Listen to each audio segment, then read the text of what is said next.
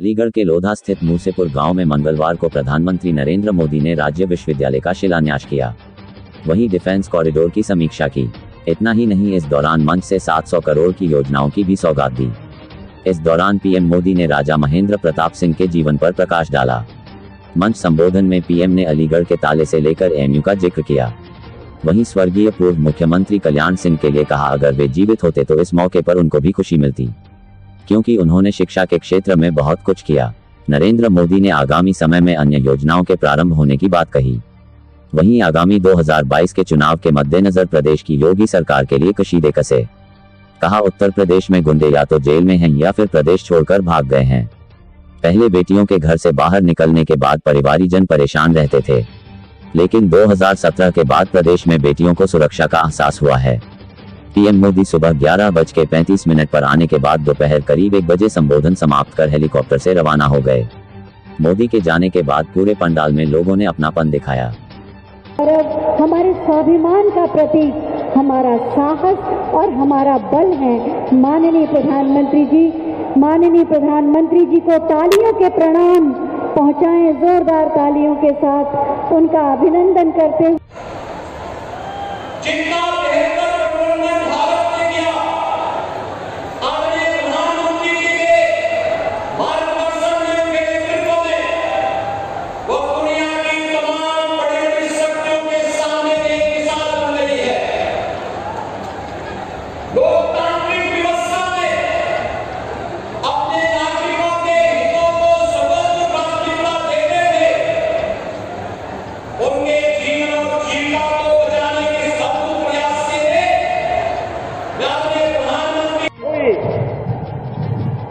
उसका परिणाम हमें अफगानिस्तान में भारत की पहली निर्वासित सरकार के तौर पर देखने को मिला।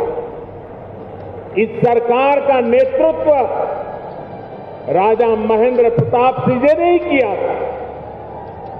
ये मेरा सौभाग्य था कि जब मैं गुजरात का मुख्यमंत्री था तो मुझे श्यामजी कृष्ण वर्मा जी की अस्थियों को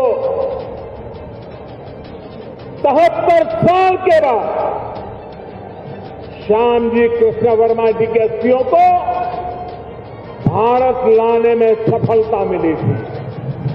तरह एक लक्ष्य, एक निष्ठ होकर भारत की आजादी के लिए जुटे रहे, वो आज भी हम सबको प्रेरणा देता है। और साथियों, आज जब मैं आपसे बात कर रहा हूं तो मुझे देश के एक और महान स्वतंत्र सेनानी, गुजरात के सपूत श्यामजी कृष्ण वर्मा जी का भी स्मरण हो रहा है। प्रथम विश्व युद्ध के समय राजा महेंद्र प्रताप जी विशेष तौर पर श्यामजी कृष्ण वर्मा जी और लाला हरदयाल जी से मिलने के लिए यूरोप गए। महाराजा सुहेल देव जी हो, दीनबंधु चौधरी छोटूराम जी हो, या फिर अब राजा महेंद्र प्रताप सिंह जी, राष्ट्र निर्माण में इनके योगदान से नई पीढ़ी को परिचित कराने का ईमानदार प्रयास आज देश में हो रहा है। आज जब देश अपनी आजादी के 75 वर्ष का पर्व मना रहा है, आजादी का अमृत महोत्सव मना रहा है, तो इन कोशिशों को और गति दी गई है। भारत की आजादी में महेंद्र प्रताप सिंह ने उनके योगदान को नमन करने का ये प्रयास ऐसा ही एक पावन अवसर है। साथियों, आज देश के हर उस युवा को जो बड़े सपने देख रहा है, जो बड़े लक्ष्य पाना चाहता है, उसे राजा महेंद्र प्रताप सिंह जी के बारे में अवश्य जानना चाहिए, अवश्य पढ़ना चाहिए। राजा महेंद्र प्रताप सिंह जी के जीवन से हमें अदम्य इच्छा शक्ति, अपने सपनों को पूरा करने के लिए कुछ भी कर गुजरने वाली जीवटता आज भी हमें सीखने को मिलती है। चाहते थे और अपने जीवन का एक एक पल उन्होंने इसी के लिए समर्पित कर दिया था। उन्होंने सिर्फ भारत में ही रहकर और भारत में ही लोगों को प्रेरित नहीं किया, बल्कि वो भारत की आजादी के लिए दुनिया के कोने कोने में गए।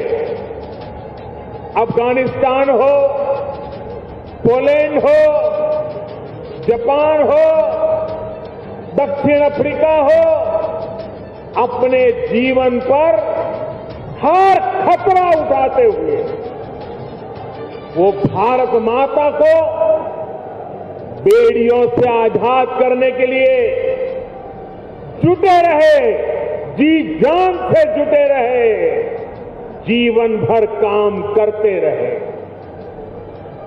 मैं आज के युवाओं से कहूंगा कि जब भी मेरे देश के युवाएं, मेरी इस बात को गौर से सुनिए, मैं देश के युवाओं को कहूंगा कि जब भी उन्हें कोई लक्ष्य कठिन लगे,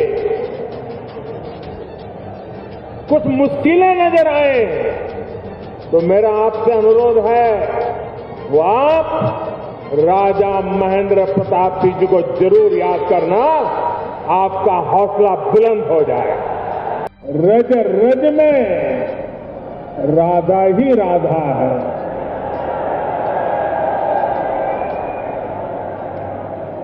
मैं आप सभी को और पूरे देश को राधा अष्टमी की हार्दिक बधाई देता हूं। हमारा सौभाग्य है कि विकास के इतने बड़े कार्यों की शुरुआत आज इस पवित्र दिन से हो रही है। हमारे संस्कार है कि जब कोई शुभ कार्य होता है तो हमें अपने बड़े अवश्य याद आते। मैं आज इस धरती के महान सपूत स्वर्गीय कल्याण सिंह जी की अनुपस्थिति बहुत ज्यादा महसूस कर रहा हूं। आज कल्याण सिंह जी हमारे साथ होते तो राजा महेंद्र प्रताप सिंह राज्य विश्वविद्यालय और डिफेंस सेक्टर में बन रही अलीगढ़ की नई पहचान को देखकर बहुत खुश हुए और उनकी आत्मा जहां भी होगी हमें आशीर्वाद देती होगी। साथियों, भारत का हजारों वर्ष का इतिहास ऐसे 25,000 करोड़ रुपए से ज्यादा सिर्फ यूपी के इन किसानों को मिले हैं। आज की खुशी है कि यूपी में बीते 4 सालों में एमएसपी पर खरीद के नए रिकॉर्ड बने हैं। गन्ने के भुगतान को लेकर के भी जो परेशानियां आती थी, उन्हें लगातार कम किया जा रहा है। बीते 4 साल में यूपी के गन्ना किसानों को 1,40,000 करोड़ रुपए से अधिक का भुगतान किया गया है। आने वाले साल तो यूपी के गन्ना किसानों के लिए नई संभावनाओं के दरवाजे खोलने वाला है। गन्ने से जो इथेनॉल बनता है, बायोफ्यूल बनता है, उसका उपयोग ईंधन में बढ़ाया जा रहा है। इसका बड़ा लाभ पश्चिम यूपी के गन्ना किसानों को भी होने वाला है। साथ ही सरकार में गरीब की सुनवाई भी है, गरीब का सम्मान भी है। योगी जी के नेतृत्व में यूपी की बदलती कार्यशैली का एक बहुत बड़ा प्रमाण है। सबको वैक्सीन, मुफ्त वैक्सीन अभियान। उत्तर प्रदेश अभी तक 8 करोड़ से अधिक टीके लगा चुका है। देश में एक दिन में सबसे ज्यादा टीकाकरण का रिकॉर्ड भी यूपी के ही नाम है। कोरोना के इस संकट काल में गरीब की चिंता सरकार की सर्वोच्च प्राथमिकता है।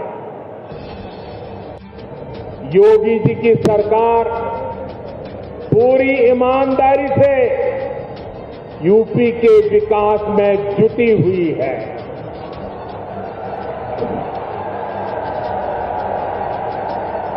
एक दौर था जब यहां शासन प्रशासन गुंडों और माफियाओं की मनमानी से चलता था, लेकिन अब वसूली करने वाले,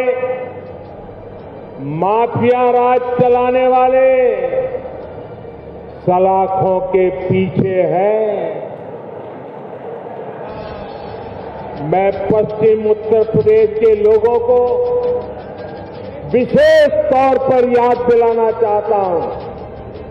इसी क्षेत्र में 4-5 साल पहले परिवार अपने ही घरों में डर करके जीते थे। बहन बेटियों को घर से निकलने में, स्कूल कॉलेज जाने में डर लगता था। जब तक बेटियां घर वापस न आए, माता पिता की सांसें अटकी रहती थी। जो माहौल था उसमें कितने ही लोगों को अपना पुश्तैनी घर छोड़ना पड़ा, पलायन करना पड़ा। आज यूपी में कोई अपराधी ऐसा करने से पहले 100 बार सोचता है। सरकार एक साथी की तरह खड़ी रहे, ये बहुत जरूरी है। इन छोटे किसानों के पास 2 हेक्टेयर से भी कम जमीन है और हमारे देश में छोटे किसानों की संख्या 80% से ज्यादा है। यानी देश के 10 किसानों के पास जमीन है, उसमें 8 किसान ऐसे हैं जिनके पास छोटा सा जमीन का टुकड़ा है। 10 में से 8। इसलिए केंद्र सरकार का निरंतर प्रयास है कि छोटी जोत वालों को ताकत दी जाए।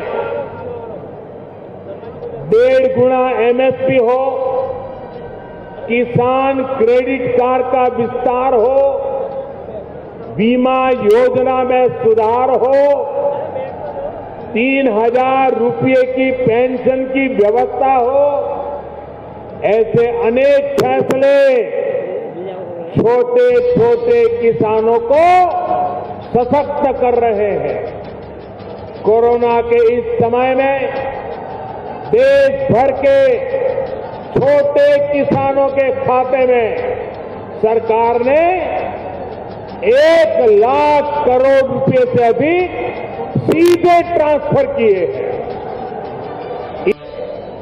ब्रह्मोस का निर्माण भी प्रस्तावित है।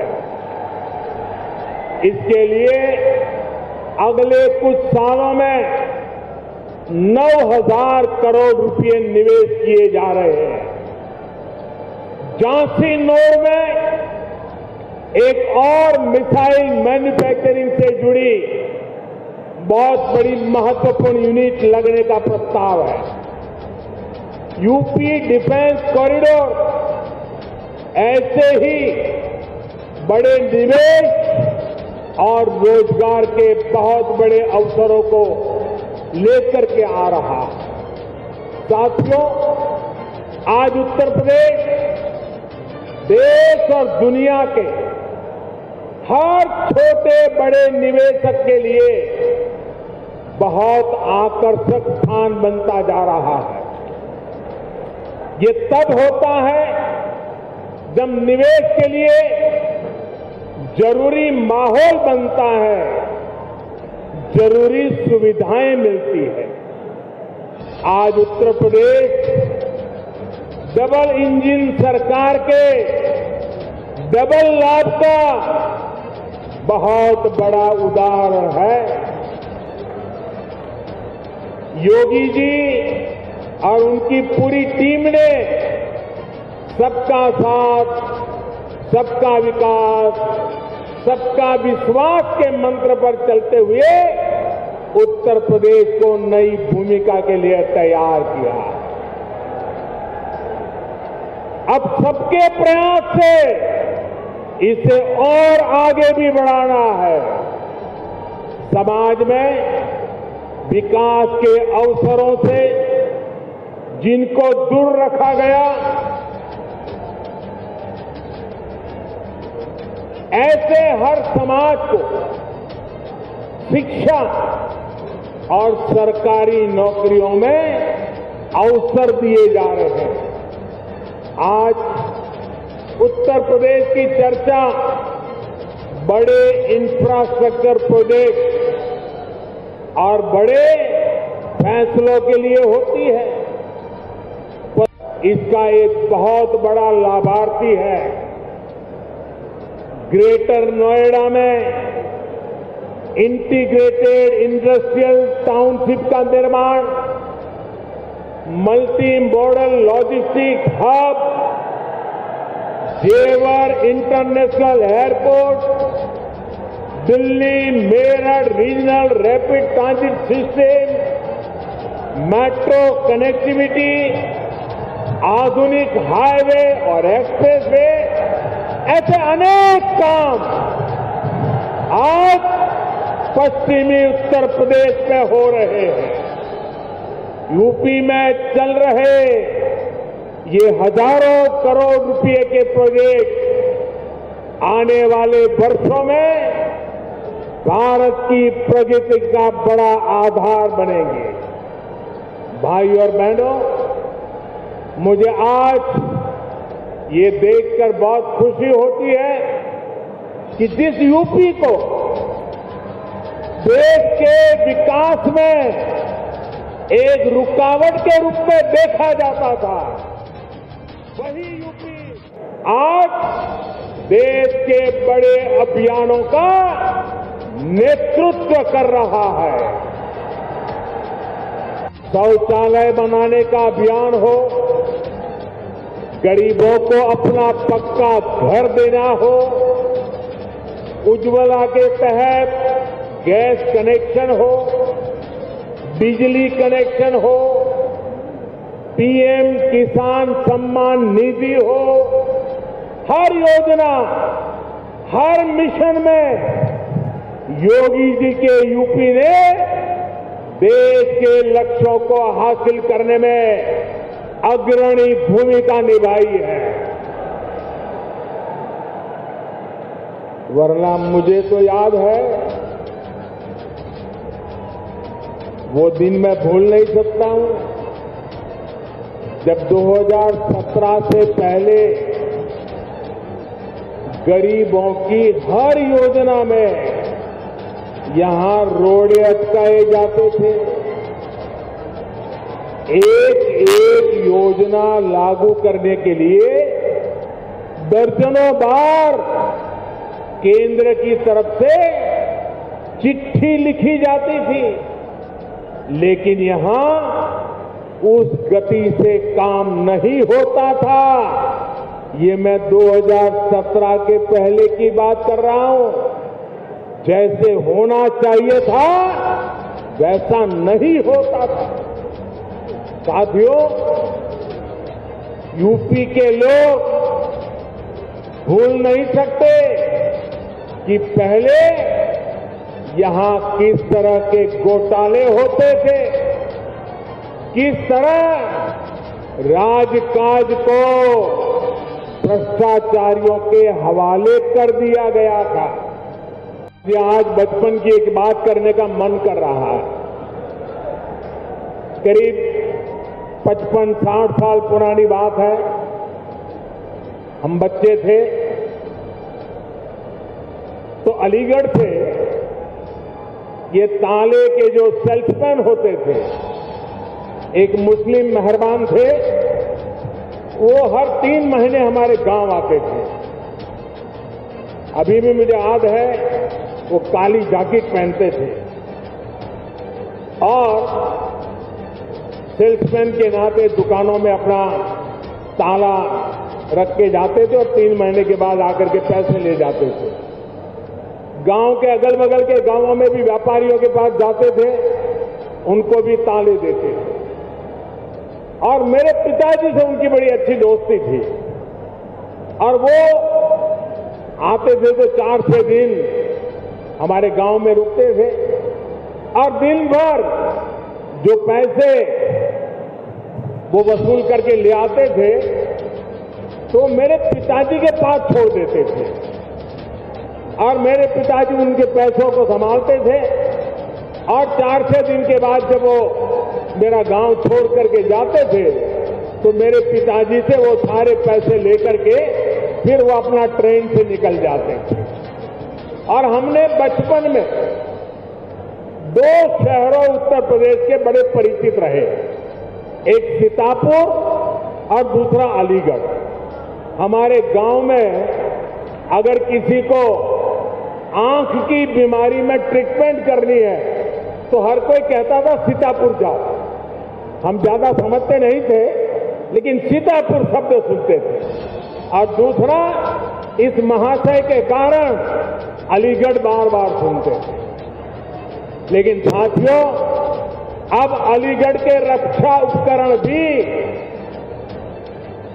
कल तक जो अलीगढ़ ताले के जरिए घरों की दुकानों की रक्षा करता था, वो 21वीं सदी में ये मेरा अलीगढ़ हिंदुस्तान की सीमाओं की रक्षा करने का काम करेगा।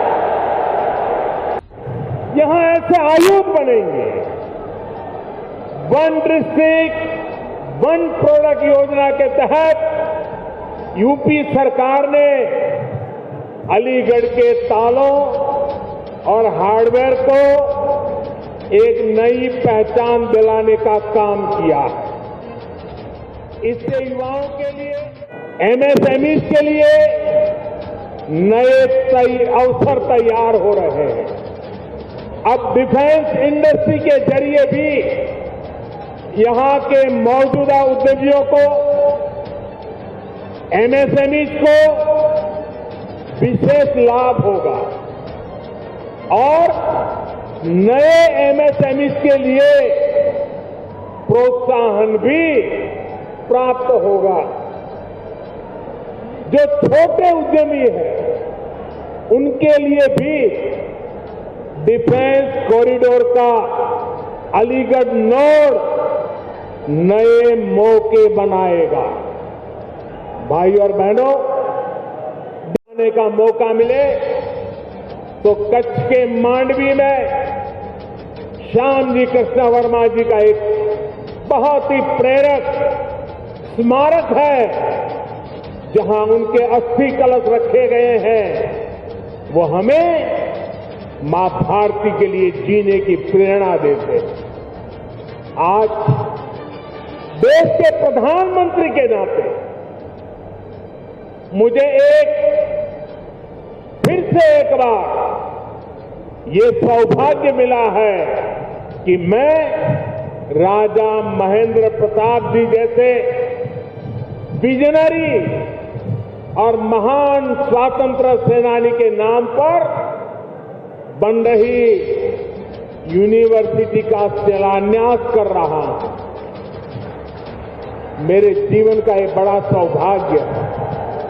को मजबूत करने के लिए आत्मनिर्भरता की तरफ बढ़ने भारत के प्रयासों को इस विश्वविद्यालय में होने वाली पढ़ाई नई गति देगी। आज देश ही नहीं, दुनिया भी देख रही है कि आधुनिक ग्रेनेड और राइफल से लेकर लड़ाकू विमान, आधुनिक ड्रोन, युद्धपोत, ये सब भारत में ही निर्मित करने का अभियान चल रहा है। भारत दुनिया के एक बड़े डिफेंस इंपोर्टर की छवि से बाहर निकलकर, वरना हमारी छवि यही है, हम डिफेंस के लिए जो भी चाहिए इंपोर्ट करते, बाहर से मंगवाते रहते हैं। आजादी के 75 साल हो गए, हम मंगवाते रहते हैं।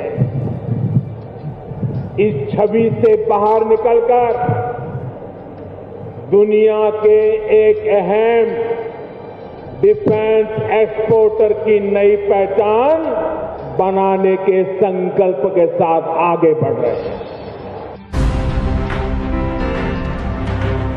देखिए MTV भारत जज्बा।